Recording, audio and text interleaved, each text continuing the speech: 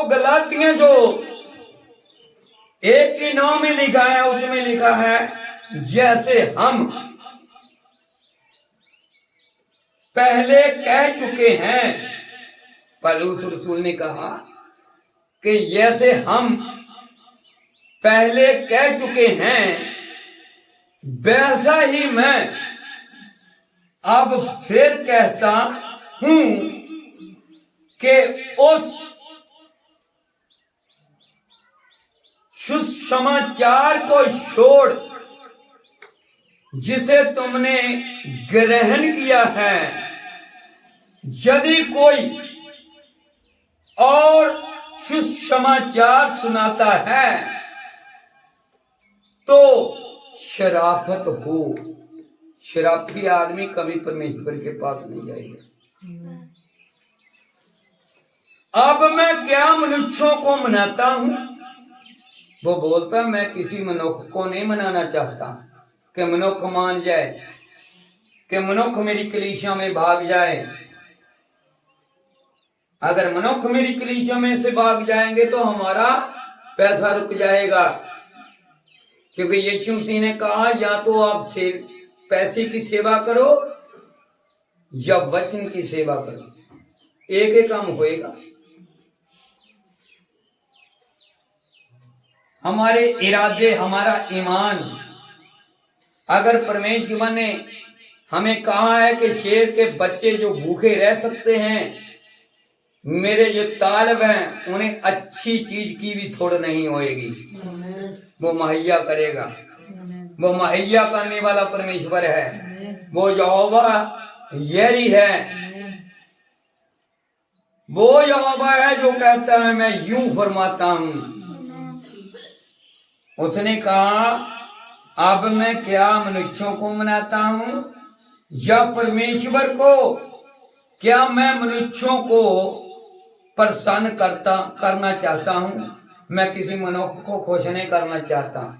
मैं खुश करना चाहता हूं तो परमेश्वर को खुश करना चाहता हूं। परमेश्वर खुश है तो परमेश्वर हमें बरकत भी देगा। जो मांगेंगे वो देगा। मुझे विश्वास है कि भी मैं किसी भी अपने भाई बहन परमेश्वर के मसा किए हुए के लिए मैं प्रार्थना करेगा। यीशु मसीह के नाम से गारंटी देता हूं, यदि वो भी विश्वास करे, अगर वो भी सेवक के वचन के मुताबिक जो वो बाइबल में से बताकर आपको सुनाता है, तो गारंटी देता हूं अवश्य काम बनेगा। पर सबसे पहले उसकी राज की खोज करो। दुनिया की तमाम बातें, तमाम वास्ते आपके पीछे पीछे होकर मिल जाएंगे। यदि मैं अब तक मनुष्यों को ही प्रसन्न करता रहता तो मैं मसीह का दास ना होता। अगर मैं कलीसिया को मनाता रहता या किसी सेवकों को मनाता रहता तो फिर मैं मसीह का दास ना कहलाता। हालेलुया। हे भाइयों, मैं तुम्हें जिताता हूं, यानी कि चेताता हूं कि जो शुभ समाचार मैंने सुनाया है वह मनुष्यों का सा नहीं। जो समाचार पौलुस रसूल कहता है कि जो मैंने सुनाया वो कोई इंसान का शुभ समाचार नहीं है, वो यीशु मसीह का है। क्योंकि वह मुझे मनुष्यों की ओर से नहीं पहुंचा। उसने कहा कि मुझे ये किसी मनुष्य की ओर से नहीं मिला और ना मुझे सिखाया गया है, क्योंकि हमें कोई पास्टर नहीं सिखा सकता। कहीं नहीं लिखा परमेश्वर के वचन में कि आप पास्टरों से सीखो। सलाह कर सकते हैं कलीसिया की तरक्की के लिए, परमेश्वर के वचन के लिए, तरक्की के लिए, परमेश्वर का वचन सुनाने के लिए। लेकिन अगर हम सेवक के से वचन सुनेंगे, वो हमें सिखाएगा, वो हमारी समझ नहीं आएगी। अगर वो बात हमारे समझ आ जाती तो आज भाईचारा ना टूटता, आज प्यार ना टूटता। प्यार कब टूटता है? जब कोई अपने आप को बुद्धिमान समझता है। अगर उसने अपने आप को बुद्धिमान समझना है, पहले वो मूर्ख बने, जरूरी है।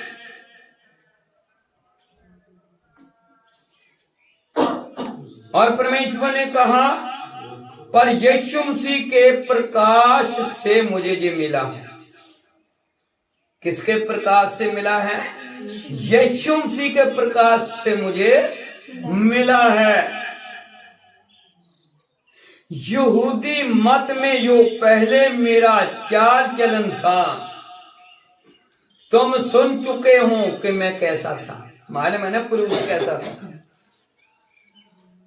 कि मैं परमेश्वर की कलीसिया को बहुत ही सताता और नाश करता था, और अपने बहुत से जाति वालों से जो मेरी अवस्था के थे यहूदी मत में बढ़ता जाता था, और अपने बाप दादों के व्यवहारों में बहुत ही उत्तेजित था, यानी मेरा मन लगा रहता। परंतु परमेश्वर की, जिसने मेरी माता के गर्भ ही में मुझे ठहराया और अपने अनुग्रह से बुला लिया, परमेश्वर ने हमें अपने सृष्टि की रचना बनाने से पहले ही चुन लिया, इनसे पहले कि परमेश्वर जगत की नींव धरता। अब अच्छा हुआ कि मुझ में अपने पुत्र को प्रकट करे कि मैं अन्यजातियों में उसका शुभ समाचार सुनाऊं। तो ना मैंने मांस और लहू से सलाह ली, और ना यरूशलेम को उनके पास गया जो मुझसे पहले प्रेरित थे, पर तुरंत अरब को चला गया और फिर वहां से दमिश्क को लौट आया। समझ लगी? दमिश्क में से ही पलूस रसूल को पकड़ा। किसने?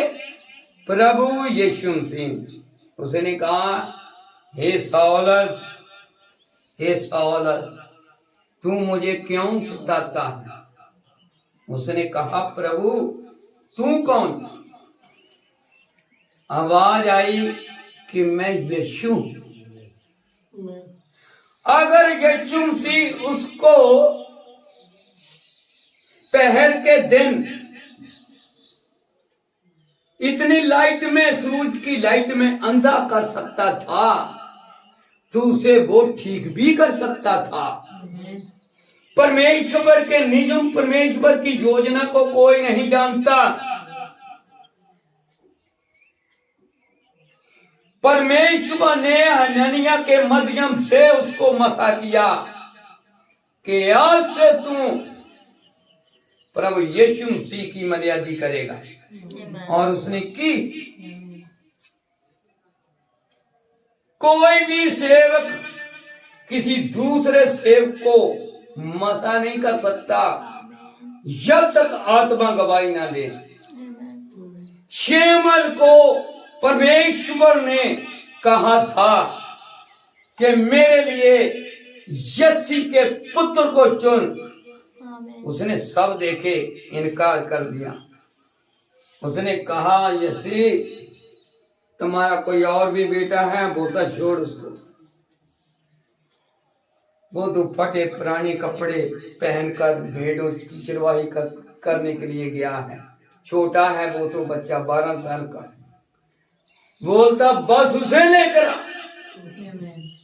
वो किसी को भी तैयार कर सकता है। कोई जरूरी नहीं है कि जिनकी वाइट बाल हैं, सिर के हैं, नीचे हैं, दाढ़ी में,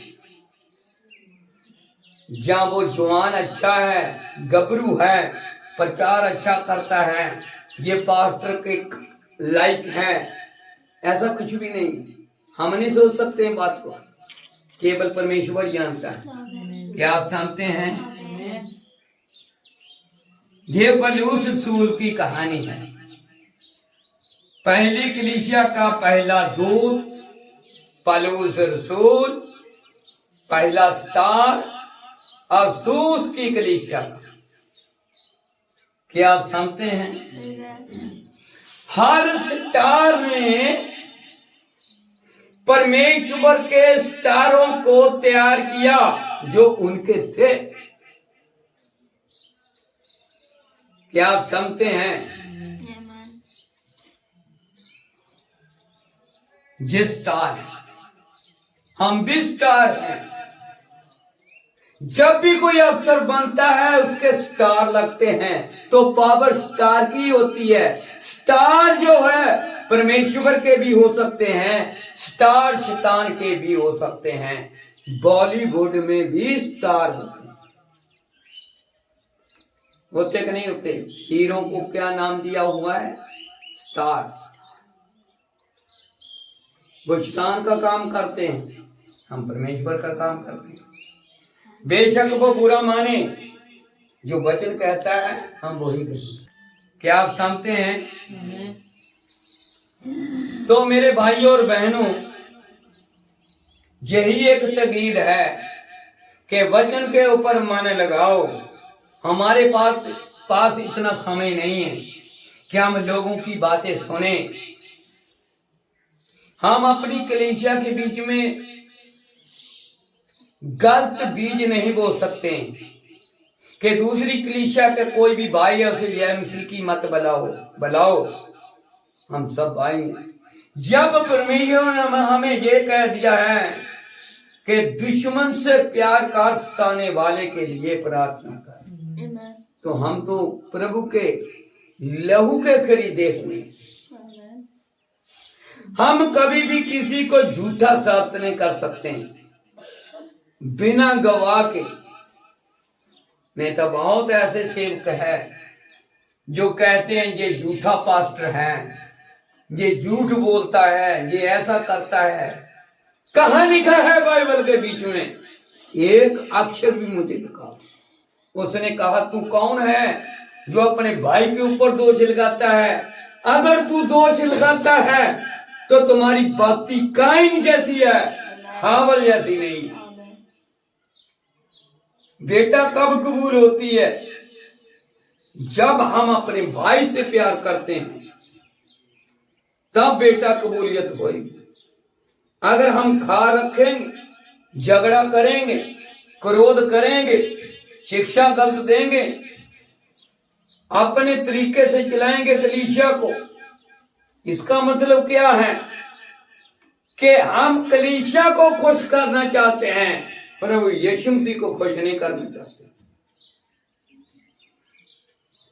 काफी पढ़े लिखे लोग हैं, पास्टर हैं, डिग्रियां किए हैं, डॉक्ट्रिन है। परमेश्वर कहते हैं मैं उनसे कोई मतलब नहीं रखता। मेरा वो है जो अनपढ़ है, मूर्ख है, जिन्हें कोई बेवकूफ कहता है। इसलिए उसने कहा मुझे मूर्ख ही समझकर मेरी बात मान लो। लेकिन पलूस रसूल को मूर्ख नहीं था, वो भी पढ़ा लिखा था, इंसान था, वो भी सरदार था, तालीम देता था। उनका उस्ताद गमलिया था, कोई छोटा मोटा नहीं था वो इंसान। उसके पास पावर थी, अथॉरिटी थी उसके पास। लेकिन फिर भी जितना भी उसने काम किया वचन के बीच में होकर किया, नहीं तो नहीं किया। क्या आप समझते हैं? सिर्फ इस वचन का ही प्रचार करो। जितनी भी लिखत है ये पवित्र आत्मा के द्वारा लिखी गई है। जो पवित्र आत्मा के द्वारा चलता है वो परमेश्वर का पुत्र और पुत्री है। इसकी ट्रांसलेशन गलत करने वाला इंसान हो सकता है, मिस्टेक लग सकती है ट्रांसलेशन करने के बीच में, लेकिन लिखत प्रभु यीशु मसीह की। क्या आप समझते हैं? ये हमारे लिए एक जीवन का वृक्ष है, ये एक यीशु है, ये लेला है, ये यहूदा का बब्बर शेर है। उसने कहा तुम मुझ में मैं तुझ में बना रहूं। इस पृथ्वी के ऊपर हम परमेश्वर की वाटिका में नहीं रहते, आज भी हम शैतान की वाटिका में रहते हैं। इसलिए परमेश्वर ने कहा जागते रहो, प्रार्थना करते रहो, ताकि जो शैतान तुम्हें गुमराह ना करें। लेकिन चुने हुओं को गुमराह नहीं कर सकता। सेवक कैसा होना चाहिए? जैसे सेवक होएगा वैसे कलीसिया भी होएगी। अगर सेवक कहेगा किसी के ऊपर इल्जाम मत लगा, तो कलीसिया कभी नहीं लगाएगी। ये गारंटी है,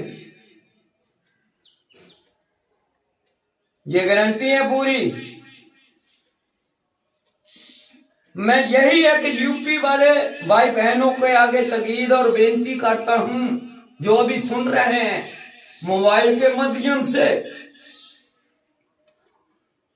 पंजाब में जितने सुन रहे हैं या अपने देश को छोड़कर दूसरे देश में काम करने के लिए वहां पर गए हुए हैं, या स्टेट बाय स्टेट में कहीं गए हुए हैं, मैं सबको तकीद करता हूं, एक हाथ जोड़कर बेनती करता हूं कि किसी के ऊपर दोष मत लगाओ, किसी की भी निंदा मत करो। जितनी निंदा हम पास्टर की करते हैं या किसी विश्वासी की करते हैं, उतनी उनके लिए प्रार्थना ही कर दो, तो फल नहीं मिलेगा? मिलेगा। अगर किसी से कोई गलती होती है उसे क्षमा कर दो, उनके लिए प्रार्थना ही कर दो। निंदा करके तो हम फंस जाएंगे। हर एक इंसान का न्याय होगा, चाहे वो भली बात हो चाहे बुरी होए, हर एक को परमेश्वर के सिंहासन के आगे खड़ा होना पड़ेगा। और प्रभु आप लोगों को बरकत और आशीष दें।